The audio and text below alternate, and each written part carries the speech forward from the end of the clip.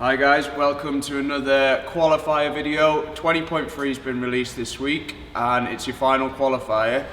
It's a fun one, the gymnastics is finally here. I know you've been holding on for that. It is going to separate the field a little bit and there's 3 scoring parts. So we're going to talk about each part individually. It is a different workout for our RX, Masters, Teens, Vets than it is for the scaled, and we're going to go through each part.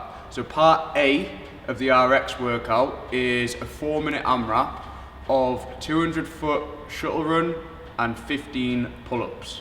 So for this one, it's kind of going to be about those pull-ups, how fast you can move and how far you can get through this AMRAP, but it is going to take away a little bit from your grip going forwards into your lunges, your chest to bar, your muscle ups. So how would you hit it, Ash?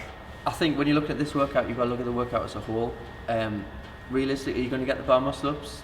Or are you going to hit many of them? You're going to hit many chest to bars? If not, then you're going to be going all out on this first workout. If you can butterfly them pull-ups, of course you're going to butterfly. Treat the run as a little bit of recovery, maybe for them pull-ups each set. And just see what you like, because going forward it's going to get really intense on that grip, especially if you're getting to the latter rounds of the bar muscle-ups. After you've done loads of overhead lunges, it's going to get really grippy. So again, just have a look at the workout. Realistically, are you going to be able to hit them? And then kind of create a strategy from that. Yeah, I think for me, having done the movement standards, I think bicep fatigue is going to be a big one with this one. I think a lot of people, after going through multiple pull-ups and multiple chest to bar, are going to be hanging towards the end when they come into the bar muscle-ups. I think the bigger numbers in this one, obviously aim for your pull-ups and make sure you shuttle run, but as Ash said, I would go pretty hard in that first initial AMRAP. Get the reps in. Yeah.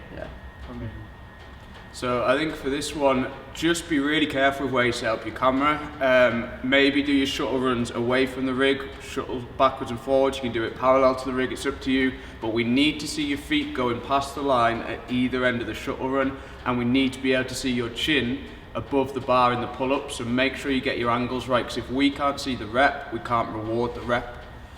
So going into part B, you then are doing a 100-foot overhead walking dumbbell lunge, and you're doing 10 chest to bar pull-ups. So your grip's already a bit fried. There's no turnaround, so there's no 1-minute interval, nothing like that. As soon as the clock hits 4 minutes, you're straight into that second one, and it's a separate score. So no matter what you've done in the first bit, this is a separate score. So for me, that's going to be quite a difficult little mover. 4 minutes isn't a long time, so you don't want to be spending a lot of time on that lunge, but you also have to move deliberately to make sure that we aren't going to be no repping you for feet not crossing the line or not standing up to extension. Yeah, so we're looking for that full extension through the middle. Either stood up to full extension, bringing your feet back together, or stood up to full extension and stepping through to the next rep. But it's got to be clear, it's got to be deliberate. It stands out like a sore thumb if you're the type of guy who sort of shuffles in between, doesn't stand up and lock the hips out. So be deliberate with it. It's tough to have that dumbbell locked out above your head for that period of time. Chest to bar as well, just make sure that your chest come in touch, into contact with that bar. It's not an awful lot of reps, but that's going to catch you up, so maybe think about split them into 2 sets, maybe 2 sets of 5s. Just so you're just constantly moving. For the 4 minutes, you want to be constantly moving towards like that goal of maybe 2 rounds, I'm thinking. But if you're going unbroken on your sets of 10s, then you've got to think about the latter rounds of them bar muscle ups and the handstand walks. Yeah, I think for this one as well, just be really careful with your chest touch bar. We have done the movement standards, Brett and Mason have gone through them. Make sure you are getting those reps, because all that's going to happen is we're going to watch these videos back and we're not going to reward those reps. We're going to deduct those reps away from you. If you're persistently doing it, there'll be a bigger penalty and maybe your video is taken out completely. So just make sure you've got someone there watching you. Make sure you've spent 3 minutes going back and watching the movement standards, because it is worth it in the long term. Because we are going to be strict on it, because we want to make sure that the best athletes are getting through to the finals, and we're only going to pull you up on finals day, so make sure you hold yourself to that higher standard. Anything else on that one? I think if somebody's watching you doing chest to bar, they should realistically be able to hear your chest making contact with the bar. They should be able to then say, yes, that was a rep, no, that wasn't a rep, if they're being fair and if they're being honest with you. So just make sure it is that deliberate, that you can hear contact with the bar. You should be able to. If you're if you're thinking that you might, you're going to get pulled off for them no reps, then just go kipping chest to bar. Make sure that you're physically, it's bashing off your chest there. A lot of people, when they do the butterfly, you can see they're not going anywhere near that. It's just a glorified pull up. So make sure that you go kipping in, just still a rep.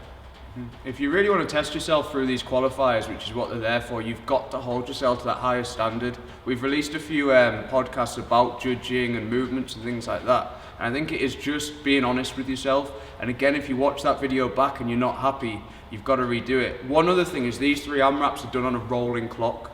So it's a 12-minute rolling clock. You can't do one of the AMRAPs, have a rest, film the second one. They must be done one after the other. And if you repeat them, that same thing applies. It must be a 12-minute video of the 3 AMRAPs. You can't pick and choose from different attempts. They must be done in the order they're written, 0 to 4, 4 to 8, 8 to 12. You can't mix and match, guys. So just be really careful with that. Make sure you watch our movement standards. Make sure you've read everything really carefully. I think making sure your foot is visibly across the line as well. It's really difficult when you've got a dumbbell over the top of your head to then see where you're stepping at the same time. Somebody standing to one side giving you the nod to say that your foot is clearly over that line every time is probably a good shout. So that moves us on to part 3, which is a 50-foot handstand walk into 5 bar muscle ups. Again, it's another 4-minute AMRAP. By this point, you're a little bit fatigued, and the handstand walks could be a big separator for a lot of the categories.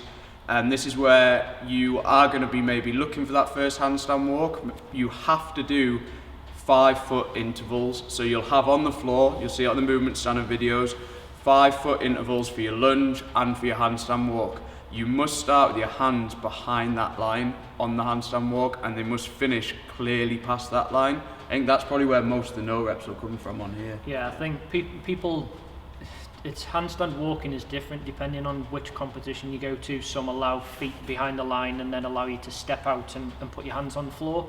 Some start behind the line. Just make sure you're looking at the movement standards before you attempt the workout. I would hate to think that somebody doesn't read them and then just jumps out with the hands and gets no rep every single time for doing that. You're essentially going to get to the end of a 25-foot length, not know until we then judge them and say, well, none of that was a rep because you didn't adhere to the movement standards that we set out. Yeah, I think that's really important. Again, when you kick down, you have to go back behind the previous line that you completed, and again, the hands must start behind that line. Have someone with you. It gets confusing. You're under fatigue. Maybe you've rolled out of your handstand walk. Have somebody there. They can point you at the right direction, and it just helps you guys so you don't have to repeat this workout with a few hours to go and you're rushing around trying to get it done again and you've got to do everything. Just be really, really strict with yourself on all of the movement standards, I think. The muscle up as well. We're looking for you to be fully locked out. There's a lot of people when they get up, they get like this and they throw themselves back, or they're locking out as they're going back. Just make sure that you clearly got your shoulders in front of the bar, clearly showing that you're locked out before you obviously then go into multiple reps of that. If you're going up there, I'd be trying to hang on for the full 5 if you've got muscle ups. Realistically, you're not going to get too many rounds of that. It's still a 50-foot handstand walk. It's still going to take you a bit of time. Try and hang on for them 5, then give yourself a really good chance there of hitting maybe 2 full rounds of the handstand walks. Just make sure you move your hands clearly, both of them, and past the line. Not just one of them, not just running, tapping, because again, you're just going to get no rep for that. It'd be a shame. Yeah, so just really remember that these 3 workouts are performed on a rolling clock for 12 minutes, but they are scored separately. So if you can't do a handstand and muscle up, you worry about that at the end. Do yourself a favour and go really hard at the start and then see what happens. Under that pressure, you might get your first 5 foot of a handstand walk. In terms of the scoring, for the running, for the shuttle runs, a 25-foot length is 1 rep. Okay, so we're looking for 8 lengths. I know some gyms may be slightly different. You may have less space. Maybe message us if you're going to have a different setup. It's a 20-foot setup or whatever. We will have, but 25-foot completed is 1 rep. For the lunges, 5-foot completed is 1 rep, and for the handstand walk, 5-foot completed is 1 rep. Okay, so make sure when you're submitting your score, you're careful with your maths, you work it out. I think we'll put out a scoring card for that workout, try and make it a little bit more simple for you guys. And just be really realistic with your scores. If you've never done a bar muscle up before, then of course it's a really good chance to get one now. But just get them reps and get a really good score for them in the first part, and then maybe you know, a decent score in the second part. You know, at least you're getting, you know, 2 good scores in there, rather than kind of like, you know, biding your time through them, just going steady and then not getting anywhere near them or something. You kind of you've killed yourself a little bit in the first 2. So really go all out on that first one. The pull-ups, and you see, get number 1 on that. Yeah, I think that's everything to do with the RX version of 20.3. We're going to do another video talking about the scale version 20.3.